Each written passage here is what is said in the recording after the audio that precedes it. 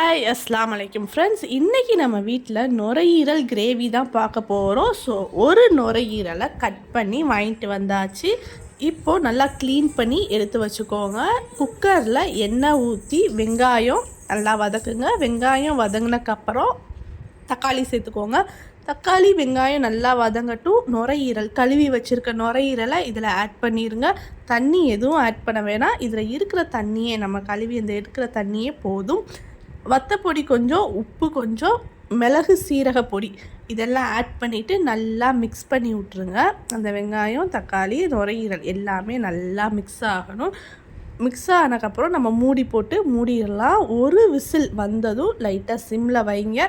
சிம்மில் ஒரு 10 நிமிஷம் இருக்கட்டும். ஸோ 10 நிமிஷம் இருந்ததுக்கப்புறம் நம்ம ஆஃப் பண்ணிடலாம். நீங்களும் இந்த ரெசிபியை ட்ரை பண்ணி பாருங்கள். சாம்பார் வச்சு நுரையீரல் வச்சா அவ்வளோ டேஸ்ட்டாக இருக்கும். ஸோ நம்ம சேனலை சப்ஸ்கிரைப் பண்ணுங்கள். சூப்பர் டேஸ்ட்டாக வந்துருந்துச்சு.